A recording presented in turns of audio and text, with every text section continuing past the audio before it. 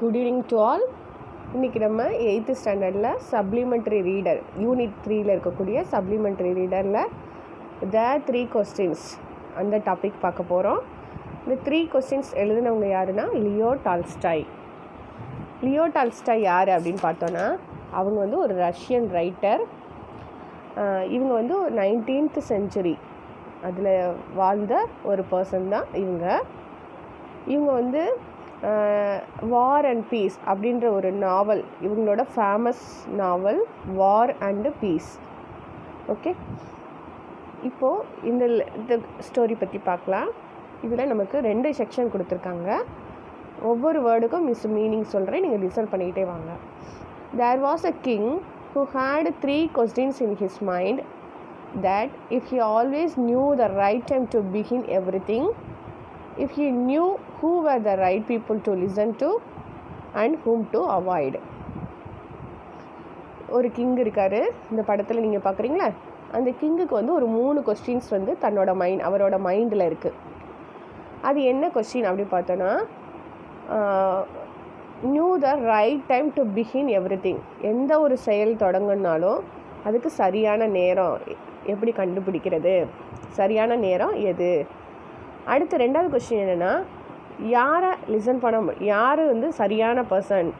அதாவது நமக்கு நான் அறிவுரை சொல்கிறதுக்கெலாம் சில பர்சன்ஸ் இருப்பாங்களே, அப்போ எது வந்து எந்த மனிதர் வந்து சரியான மனிதன், எந்த மனிதனோட வார்த்தையை நம்ம கேட்கலாம் அப்படின்னு சொல்லிட்டு அதை கேட்குறாரு.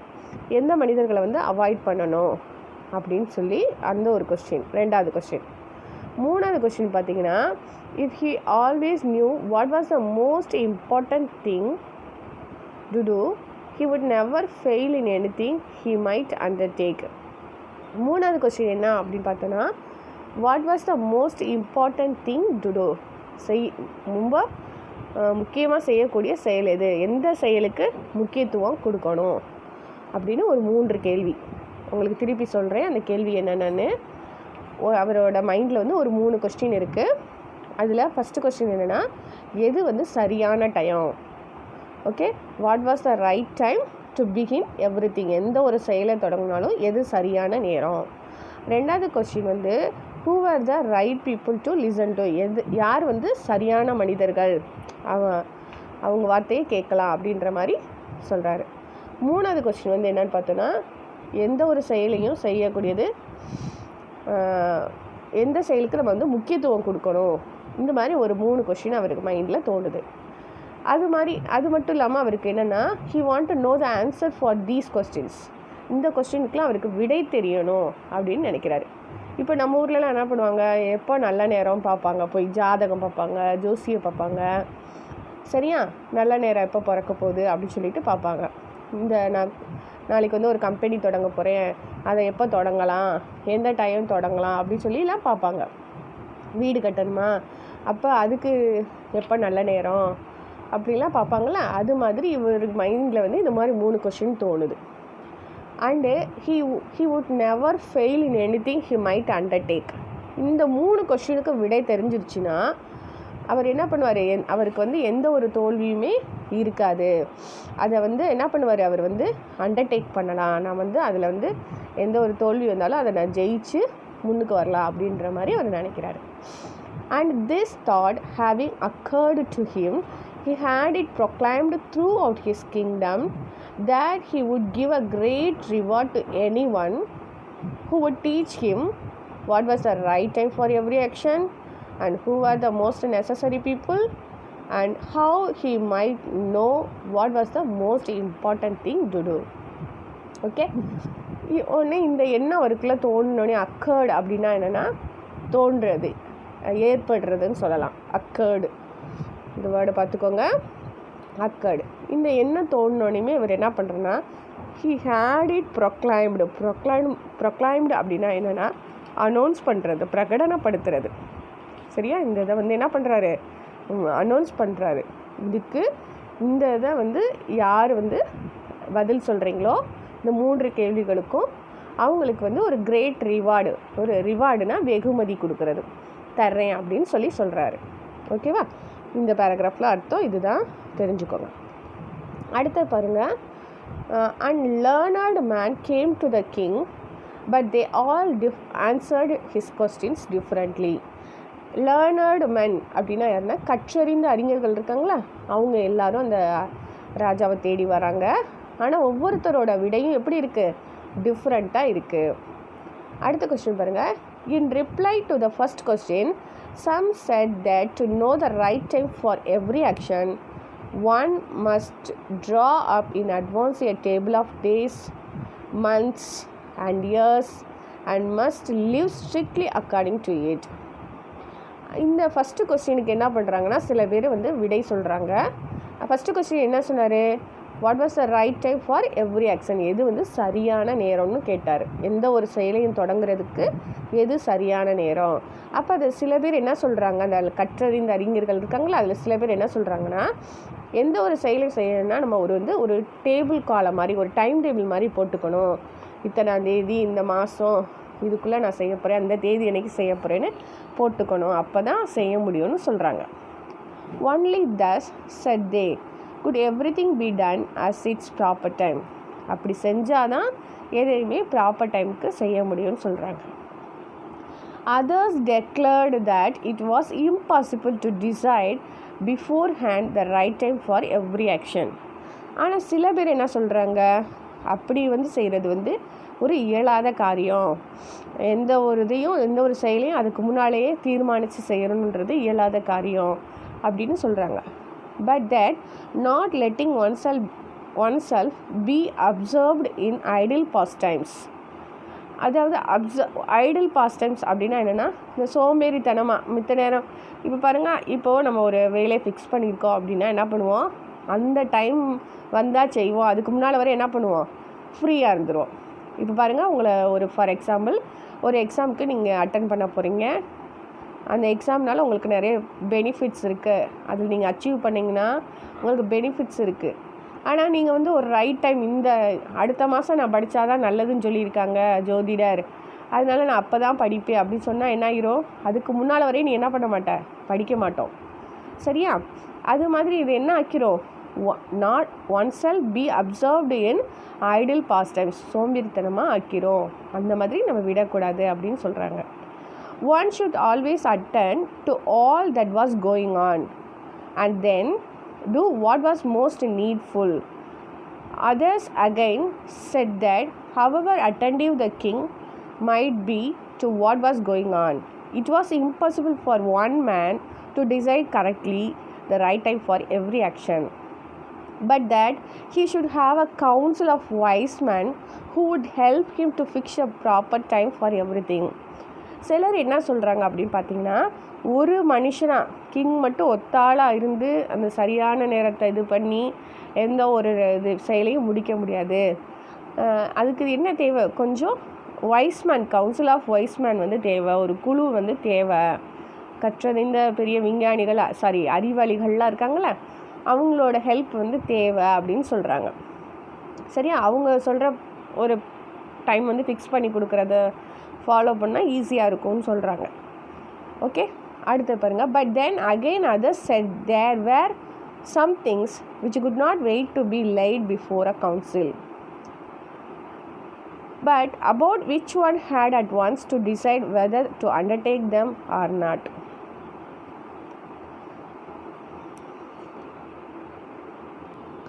இவங்க என்ன சொல்கிறாங்க அப்படி பார்த்தோன்னா, அப்படி நம்ம அந்த கவுன்சில் ஆஃப் வைஸ்மேன் அவங்க சொல்கிறத எடுத்துக்கிட்டோன்னா, whether to undertake them or not, அதை நம்ம மேற்கொள்ளலாமா அல்ல வேண்டாமல் விட்டுருவோமான்ற மாதிரி ஒரு குழப்பம் வந்துடும் அப்படின்னு சொல்கிறாங்க. அப்போ நம்ம என்ன பண்ணணும், எந்த ஒரு செயலும் நடக்க போகுதுன்னா அதுக்கு முன்னால் அதை தெரிஞ்சுக்கிறணும். அப்படின்னா என்ன பண்ணணும்னா, only magicians who know that, மெஜிசியன்ஸ்க்கு மட்டும்தான் அது தெரியும். And therefore in order to know the right time for every action one must consult magicians. அப்போ எது சரியான நேரம் அப்படின்னு தெரிஞ்சுக்கிறணும் அப்படின்னா யாரை போய் கன்சிடர் பண்ணணுமா, மெஜிசியன்ஸ் தான் பார்க்கணும் அப்படின்னு சொல்லி சில பேர் சொல்கிறாங்க. மெஜிசியன்ஸ்னால் மந்திரவாதிகள், இவங்களை பார்த்து கேட்கணும்னு சொல்கிறாங்க. Equally various were the answers to the second question. அதே மாதிரி தான் செகண்ட் கொஸ்டினுக்கு எப்படி இருக்குது, வேரியஸ் ஆன்சர், டிஃப்ரெண்ட் ஆன்சர்ஸ் வந்து கிடைக்கிது அவருக்கு. Some said the people the king most needed were his counselors, others the priest, others the doctors, while some said the various were the most necessary. Second question அவர் என்ன கேட்டார், who is the most important person, needed personன்னு சொன்னார். அதுக்கு சிலர் என்ன சொல்கிறாங்க, counsellors, அதாவது இந்த ஆலோசனைகள்லாம் வழங்குவாங்களே அவங்க தான் கவுன்சிலர்ஸ். அடுத்து பாருங்கள், சில பேர் ப்ரீஸ்ட்னா பூசாரிகள், சில பேர் என்ன சொல்கிறாங்க டாக்டர்ஸ்ன்னு சொல்கிறாங்க, சில பேர் வாரியர்ஸ்னால் சோல்ஜர்ஸ், அந்த வீரர்கள் இருக்காங்கள்ல அவங்களும் சொல்கிறாங்க. அதே மாதிரி இப்போ தேர்டு கொஸ்டின் என்ன கேட்டார் அவர், எது வந்து முக்கியமான செயல், எந்த செயலுக்கு வந்து நம்ம முக்கியத்துவம் கொடுக்கணும்னு கேட்டார். அதுக்கு என்ன விடை வருது அப்படின்னு பார்த்தோன்னா, to the third question as to what was the most important occupation, some replied that the most important thing in the world was science. சிலர் என்ன சொல்கிறாங்க, சயின்ஸ் தான் வந்து முக்கியமான ஆக்குபேஷன் அப்படின்னு சொல்கிறாங்க. Others said that it was skill in warfare and others again it was a religious worship. சிலர் வந்து வார்ஃபேர் தான் ரொம்ப இம்பார்ட்டண்டான ஆக்குபேஷன்னு சொல்கிறாங்க. சிலர் வந்து என்ன சொல்கிறாங்கன்னா ரிலீஜியஸ் வர்ஷிப், இது பாருங்கள் ஒர்க்ஷிப் இல்லை வர்ஷிப்பு, கே வரக்கூடாது. ரிலீஜியஸ் அப்படின்னா மத சார்ந்த அந்த வழிபாடு இருக்குல்ல, வர்ஷிப்னா வழிபாடு, அதுதான் ரொம்ப முக்கியமான ஒரு ஆக்குபேஷன் அப்படின்னு இவங்க சொல்கிறாங்க. இந்த 3 கேள்விக்கும் இவருக்கு 3 விதமாக ஒவ்வொருத்தரும் ஒவ்வொரு விதமாக பதில் சொல்லியிருக்காங்க. All the answers being different, the king agreed with none of them and gave the reward to none, but still wishing to find the right answers to his questions, he decided to consult a hermit widely renowned for his wisdom. உடனே இவருக்கு இப்போ பாருங்கள், நமக்கு ஒரு நிறைய குழப்பத்தில் இருக்கோம், நமக்கு அதுக்கு சொல்யூஷன் கிடைக்கிறோம் அப்படின்னு சொன்னால் நம்ம 4 ஃப்ரெண்ட்ஸ் கிட்ட கேட்குறோம். அந்த 4 ஃப்ரெண்ட்ஸும் 4 விதமாக சொன்னாங்கன்னா என்ன ஆயிடுவோம், நம்ம கன்ஃபியூஸ் ஆயிடுவோம். இதே இது 4 பேரும் ஒரே மாதிரி பதில் கொடுக்குறாங்கன்னா நம்ம என்ன பண்ணுவோம், அதை வந்து ப்ரிஃபர் பண்ணுவோம் அந்த பதிலை. அது மாதிரி இவர் என்ன பண்ணுறன்னா, எல்லாரோட ஆன்சரும் டிஃப்ரெண்ட்டாக இருக்கனால யாரோட ஆன்சரையும் இவர் அக்ரி பண்ணலை, யாருக்கும் ரிவார்டு கொடுக்கலை. இப்போ ஃபைனலாக என்ன பண்ணுறாருன்னா, he decided to consult a hermit. அப்படின்னா யாருன்னா முனிவர்கள் மாதிரி இருப்பாங்களா, அவங்க தான். Widely renowned for his wisdom, இந்த ஹெர்மிட்டை போய் பார்க்கணுன்னு முடிவு பண்ணுறாரு. அவர் ரினவுன் அப்படின்னா என்னென்னா ஃபேமஸ்ன்னு அர்த்தம், சரியா? ரினவுன்னா ஃபேமஸ், இது ரொம்ப ஃபேமஸான ஒரு ஹெர்மிட், அவரை போய் பார்க்கணுன்னு நினைக்கிறாரு. அந்த மேன் எப்படிப்பட்டவர் அப்படின்னு பார்த்தோன்னா, he was renowned for his wisdom, அவரோட ஞானம், அவரோட அறிவுனால அவர் ஒரு ஃபேமஸான ஒரு பர்சன். ஸோ அவரை போய் பார்க்கலான்னு டிசைட் பண்ணுறாரு.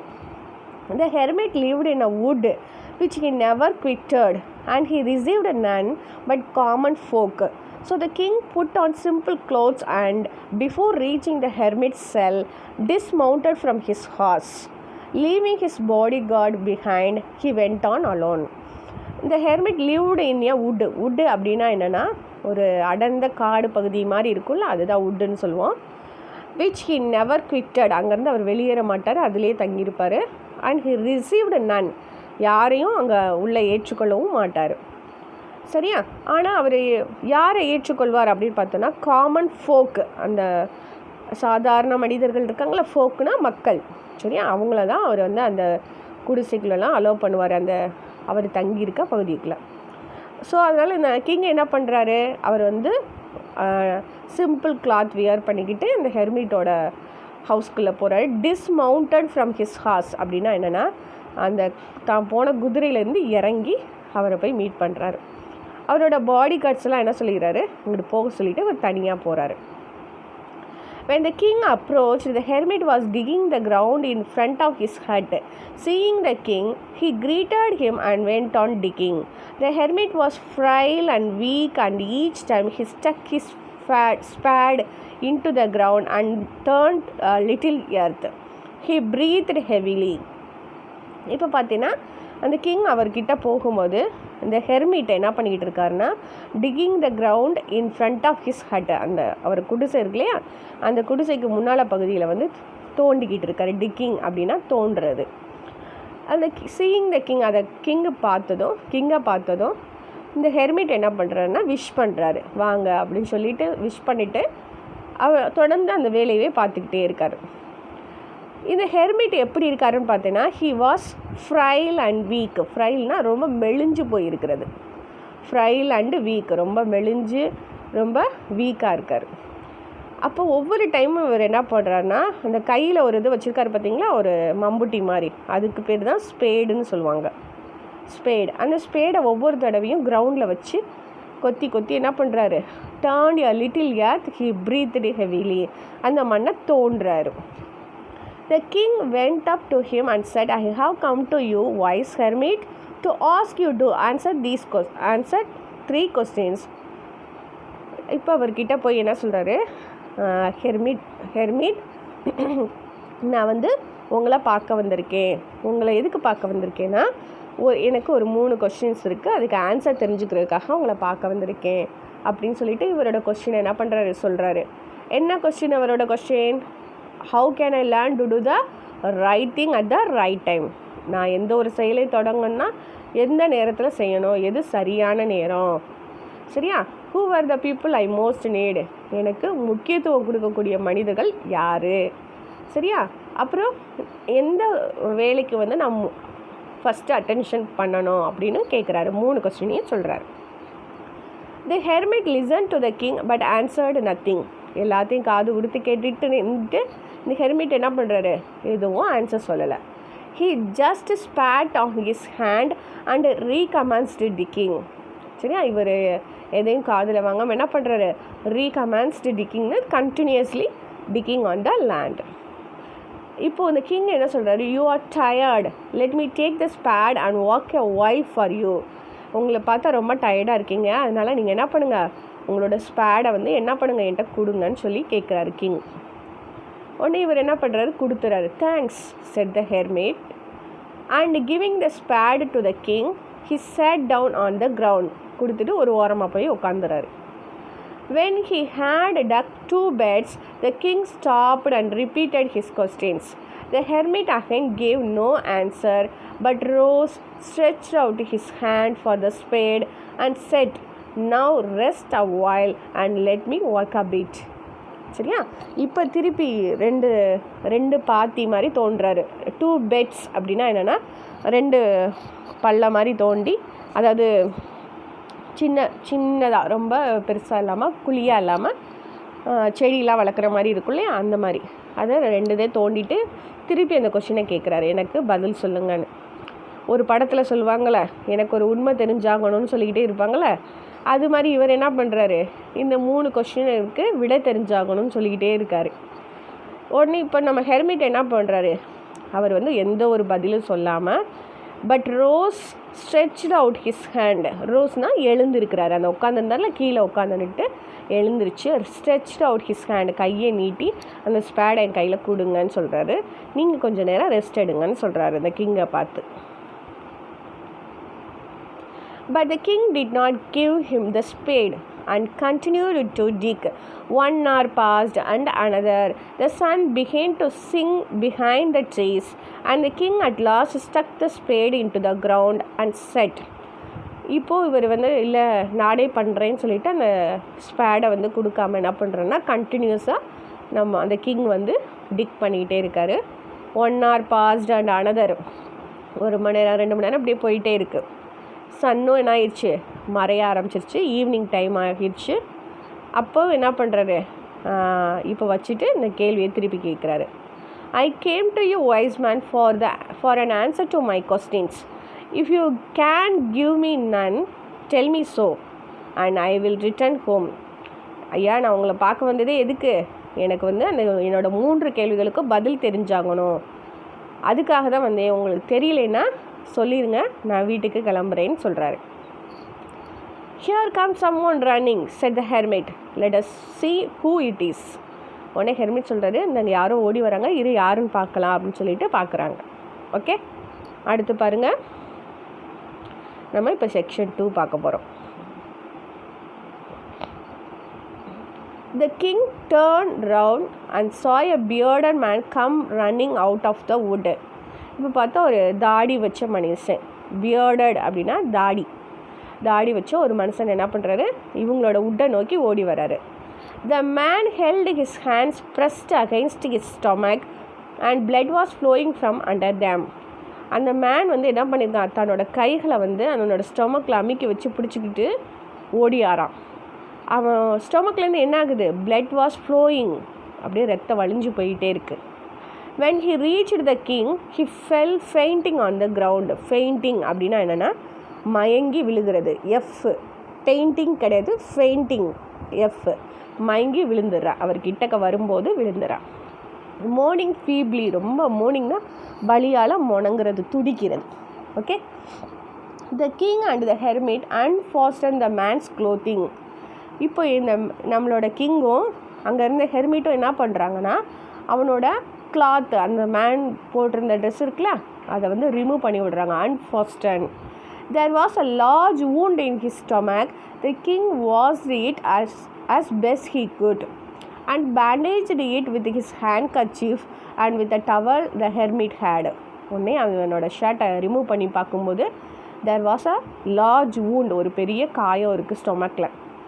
அதை உடனே இந்த கிங் என்ன பண்ணுறாரு, தன்னால் எவ்வளோ வேகமாக முடியுமோ அவ்வளோ வேகமாக வாஷ் பண்ணி பேண்டேஜ் போட்டு விடுறாங்க. அவர்கிட்ட இருக்க ஹேண்ட் கர்ச்சீஃப்பும் அந்த ஹெர்மிட் கிட்ட இருந்த டவலையும் யூஸ் பண்ணி பேண்டேஜ் போடுறாங்க. But the blood would not stop flowing and the king again and again removed the bandage soaked with warm blood and washed and rebandaged the wound. திருப்பி அந்த பிளட்டை நிப்பாட்டுறதுக்காக என்னென்ன எஃபர்ட் எடுக்க முடியுமோ அதெல்லாம் பண்ணுறாங்க. when at last the blood ceased flowing. ceased அப்படின்னா என்னென்னா ஸ்டாப்டுன்னு அர்த்தம். ceased அப்படின்னா என்னென்னா ஸ்டாப்டு, SCEASED, ஸ்டாப்டு ஃப்ளோயிங், ஒரு வழியாக ரத்தம் நின்றுச்சு.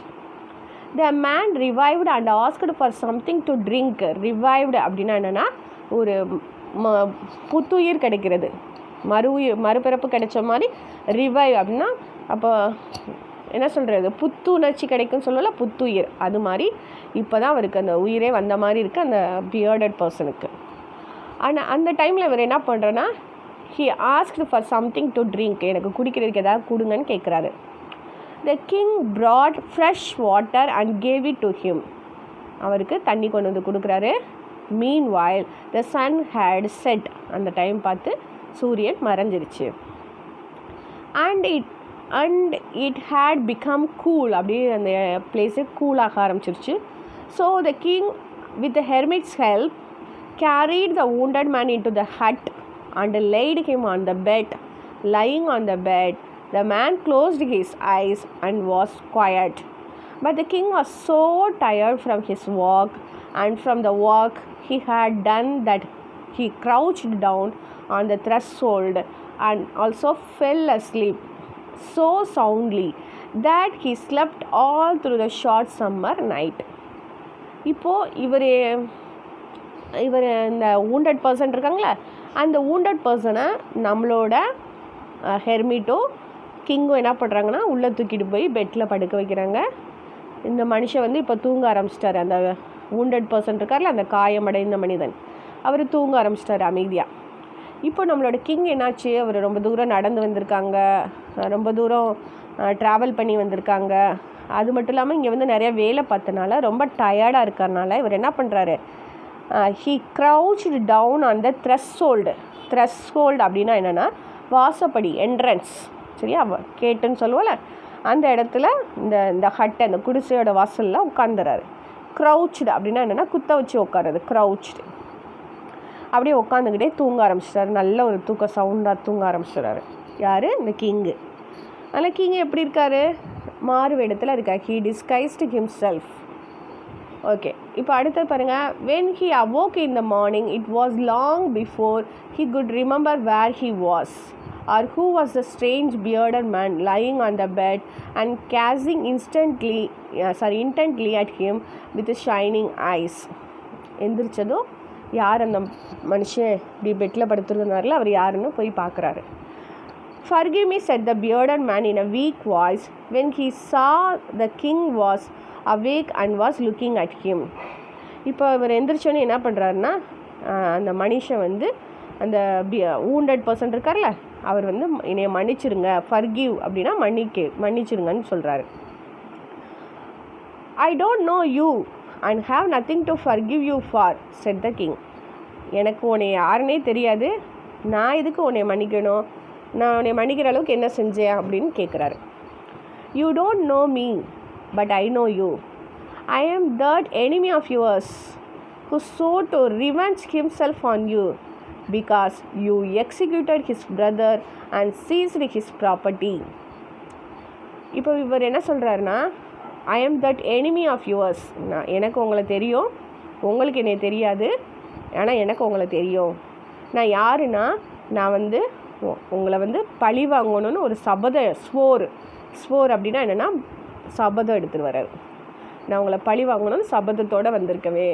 Because you executed my brother, அந்த இடத்துல ஹிஸ் பிரதர்னு வராது, மை பிரதர்னு வரும்.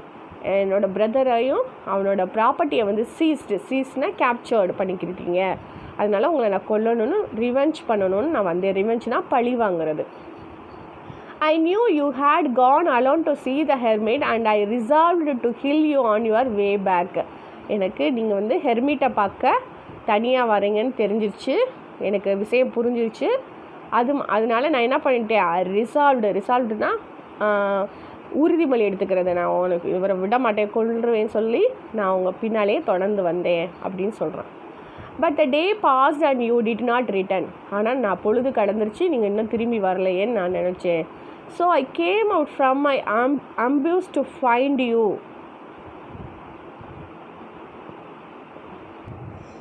அதனால் இப்போ பாருங்கள், அம்பியூஸ் அப்படின்னா என்னென்னா சர்ப்ரைஸ் அட்டாக், உங்களை நான் வந்து தாக்கணும் அப்படின்றதுக்காக தான் வந்தேன். And came upon your bodyguard and they recognise me. ரெகக்னைஸ்னால் ஐடென்டிஃபைடு, அடையாளம் காண்றது. நான் வந்து என்ன பண்ணேன், வரும்போது உங்களை தாக்கலான்னு இருக்கும்போது உங்களோட பாடி கார்ட்ஸ் என்ன பண்ணிட்டாங்க, என்னை கண்டுபிடிச்சிட்டாங்க. அண்ட் தே wounded மீ, அவங்க என்னை காயப்படுத்திட்டாங்க. woundedனா காயப்படுத்துறது. I escaped from them but should have blood to death had you not dressed my wound. ஆனால் நான் அவங்கக்கிட்டேருந்து தப்பிச்சிட்டேன். But should have blood to death. நான் வந்து நீங்கள் எனக்கு வந்து காயத்துக்கு மருந்து போட்டு விடலைன்னா நான் செத்தே போயிருந்திருப்பேன் அப்படின்னு சொல்கிறாங்க.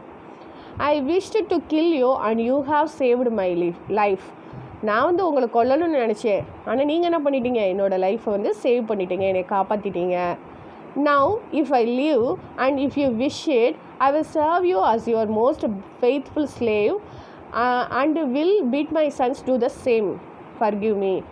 நீங்கள் மட்டும் நான் வாழணும்னு ஆசைப்பட்டீங்கன்னா, நீங்கள் வந்து அந்த மாதிரி விருப்பப்பட்டீங்கன்னா, நான் வந்து உங்ககிட்ட ஒரு ஃபெய்த்ஃபுல் ஸ்லேவ்னா அடிமை, நான் வந்து ஒரு விசுவாசம் உள்ள ஒரு அடிமையாக நான் உங்ககிட்ட இருக்கணும்னு ஆசைப்பட்றேன்னு சொல்கிறான். அண்ட் அதே மாதிரி என்னோடய சன்ஸ், என்னோடய பையங்கக்கிட்டையும் இதே மாதிரி இந்த மன்னன்கிட்ட எப்படி இருங்க, விசுவாசமாக இருங்க, விசுவாசமான ஒரு அடிமையாக இருங்கன்னு என் பிள்ளைங்களுக்கும் நான் சொல்லித்தருவேன் அப்படின்னு. பிட் அப்படின்னா என்னென்னா கட்டளையிடுறது, பிஐடி பிட்டுனா கட்டளையிடுறது அப்படின்னு சொல்கிறான். அதனால் என்னை மன்னிச்சிருங்கன்னு சொல்கிறான். The king was very glad to have made peace with his enemy so easily and to have gained him for a friend, and he not only forgave him. இப்போ உடனே இவர் என்ன சொல்கிறாருன்னா, the king வந்து ரொம்ப சந்தோஷப்படுறாரு. ஆஹா, நம்மளோட எனிமிக்கிட்ட நான் எவ்வளோ சுலபமாக என்ன போயிட்டேன், ரொம்ப அமைதியாக போயிட்டேன், எனக்கும் ஒரு நல்ல நண்பனும் கிடைச்ச மாதிரி ஆயிடுச்சு. என்னை மன்னிச்சது மட்டும் இல்லாமல் என்ன பண்ணிட்டான், என்னை வந்து சர்வெண்ட்டாகவும் இருக்கேன்னு சொல்லியிருக்கான் சரி அப்படின்னு சொல்லிட்டு சந்தோஷப்படுறாரு. But said he would send his servants and his own physician to attend him and promised to restore his property. உடனே இந்த கிங் என்ன பண்ணுறாரு, சர்வெண்ட்டை அனுப்பி ஃபிசிஷியன்னா அந்த மருத்துவர் இருக்காங்களா, அவங்கள வந்து இவரை வந்து டேக் கேர் பண்ண சொல்கிறதுக்காக உத்தரவிடுறாரு. அண்ட் ஆல்சோ ப்ராமிஸ் பண்ணுறாரு, உன்னோட ப்ராப்பர்ட்டியெல்லாம் நான் திருப்பி கொடுத்துறேன், ரீஸ்டோர்னால் திருப்பி கொடுத்துறேன்னு சொல்கிறாரு. Having taken leave of the wounded man, the king went out into the porch and looked around the hermit. Porch, P-O-R-C-H. போர்ச் அப்படின்னா என்னென்னா வீட்டோட தாழ்வாரம்னு சொல்லுவோம்ல, அதுதான். அந்த குடிசை வீட்டிலலாம் நல்லா தெரியும் அந்த போர்ச் தாழ்வாரம்ன்றது, PORCH. அந்த இடத்துல போய் அந்த ஹெர்மிட்டை தேடுறாரு.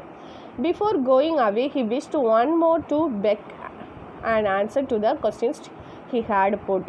The hermit was outside on his knees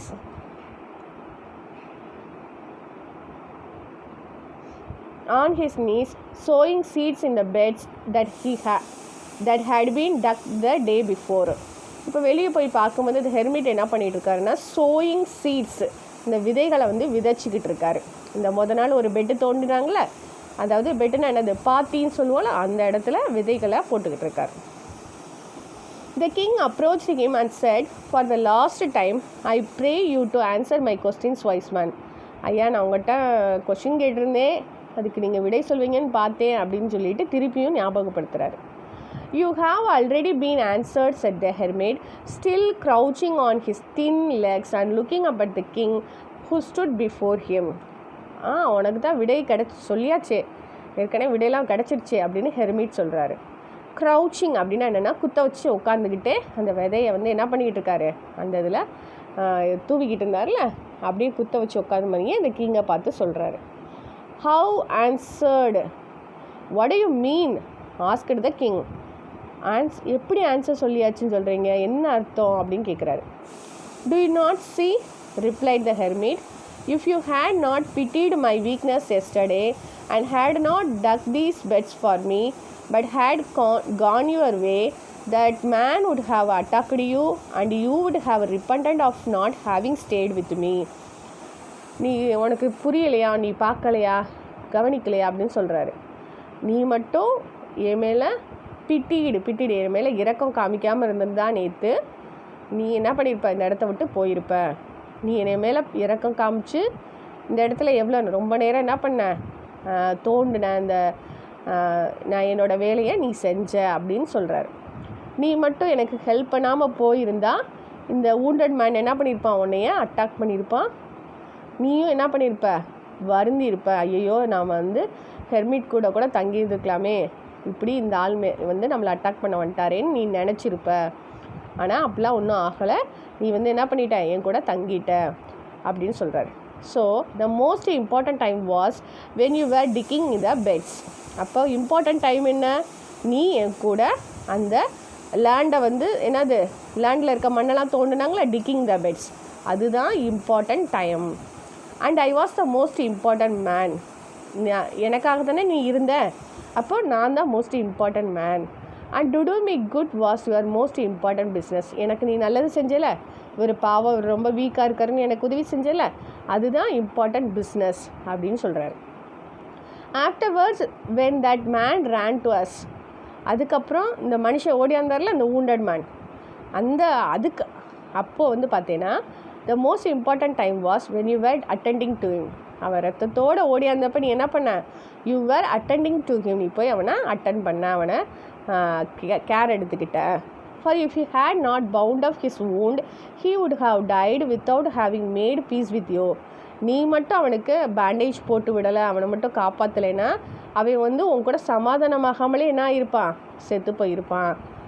so he was the most important man. அப்போது அந்த துடிச்சு ரத்தத்தோடு ஓடியாந்தான் பார்த்தியா, நீ அப்போ காப்பாற்றினேல, அப்போ அந்த டைமில் இம்பார்ட்டன்ட் மேன் யார், அந்த காயப்பட்ட மனிதன். And what you did for him was your most important business. அவனுக்கு நீ செஞ்ச உதவிகள் இருக்குது பார்த்தியா, அதுதான் மோஸ்ட் இம்பார்ட்டன்ட் பிஸ்னஸ் அப்படின்னு சொல்கிறாரு. Remember then there is only one time that is important. ஆனால் இன்னொன்று ஞாபகம் வச்சுக்கோ, ஒரே ஒரு இம்பார்ட்டன்ட் டைம் தான் இருக்குது, அது என்னென்னா நவ். நவ்னா என்னது, இப்போது. It is the most important time because it is the only time when we have any power. இந்த மொமெண்ட் இருக்குது பார்த்தியா, அதுதான் ரொம்ப இம்பார்ட்டன்ட் டைம், அதுக்கு தான் ஒரு ரொம்ப பெரிய பவர் இருக்குது அப்படின்னு சொல்கிறாரு. The most necessary person is one with whom யார். நீ ரொம்ப நேரமாக கேட்டுக்கிட்டே இருக்கே, நெசசரி பர்சன் யாருன்னு கேட்குறியே, அதெல்லாம் உன் கூட யார் இருக்காங்களோ அவங்க தான் necessary person. For no man knows whether he will ever have dealings with any one else and the most important affair is to do that person good. நம்ம செய்யக்கூடிய எது சிறந்த செயல்னு கேட்டுக்கிட்டே இருந்தீங்களா, அது வந்து உன்னோட இருக்கக்கூடிய மனிதர்களுக்கு நீ செய்யக்கூடிய குட் நல்ல விஷயங்கள் தான். Because for that purpose alone was man sent டு இன் திஸ் லைஃப். இந்த காரணங்களுக்காக தான் கடவுள் என்ன பண்ணியிருக்காரு, நம்மளை வந்து இந்த பூமிக்கு அனுப்பியிருக்காரு அப்படின்னு சொல்லி என்ன பண்ணுறாரு, இந்த ஹெர்மிட் வந்து தன்னோட அந்த எக்ஸ்ப்ளனேஷனை சொல்கிறாரு. அந்த எக்ஸ்ப்ளனேஷன் எப்படி சொன்னார், அவருக்கு நடந்த செயல்கள் மூலியமாக விளக்கி சொல்கிறாரு. ஓகேவா? இப்போ பாருங்கள், இந்த ஸ்டோரி மூலியமாக நம்மளும் நிறைய மாரல் வேல்யூஸை நம்ம தெரிஞ்சுக்கிறோம். நம்மளும் நிறைய நேரம் என்ன பண்ணுறோம், எது சரியான நேரம், எப்போ சரியான நேரம் வரும் அப்போ நம்ம பார்த்துக்கலாம் அப்படின்னு நம்ம நிறைய நன்மையான செயல்களை என்ன பண்ணுறோம், ஒதுக்கி வைக்கிறோம். அடுத்து பாருங்கள், இப்போ நம்ம யாருக்காவது உதவி செய்யணுன்னா கூட நம்ம அப்பாட்ட ஒரு வார்த்தை கேட்டுக்குவோம், இல்லை அம்மாட்ட ஒரு வார்த்தை கேட்டுக்குவோம்னு சொல்லிட்டு நிறையா நன்மையான செயல்களை என்ன பண்ணுறோம், ஒதுக்கி வைக்கிறோம். சரியா? அது மாதிரி நம்ம என்ன செய்கிறோம், அது மாதிரி சிலர் என்ன செய்வாங்க, நம்மளோட இருக்கவங்களெல்லாம் விட்டுட்டு இந்த அவங்க தான் ரொம்ப இம்பார்ட்டன்ட் பர்சன், அவங்க தான் நெசசரி பர்சன், இவங்க நெசசரி பர்சன்னு ஒவ்வொருத்தரையும் நினச்சிக்கிட்டு இருக்கோம். அதெல்லாம் தவறு. நம்ம கூட நம்ம யாரெல்லாம் தேவைக்காக நம்மளை தேடி வந்திருக்காங்களோ அல்லது நம்மளை சுற்றி இருக்காங்களோ அவங்க தான் இம்பார்ட்டன்ட் பர்சன். சரியா?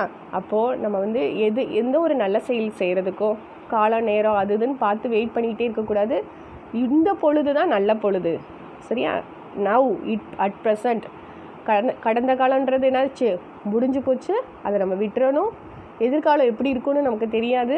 ஆனால் அட் ப்ரெசண்ட் இந்த மொமெண்ட்டை நம்ம என்ன பண்ணணும், ரொம்ப என்ஜாய் பண்ணி அதுக்கு ஒரு முக்கியத்துவம் கொடுத்து நம்ம வாழணும் அப்படின்றத நமக்கு லியோ டால்ஸ்டாய் வந்து இந்த ஸ்டோரி மூலியமாக அழகாக சொல்லி முடிக்கிறாங்க. நம்மளும் அதை ஃபாலோ பண்ணுவோம். Okay, thank you students. நெக்ஸ்ட் கிளாஸில் மீட் பண்ணலாம்.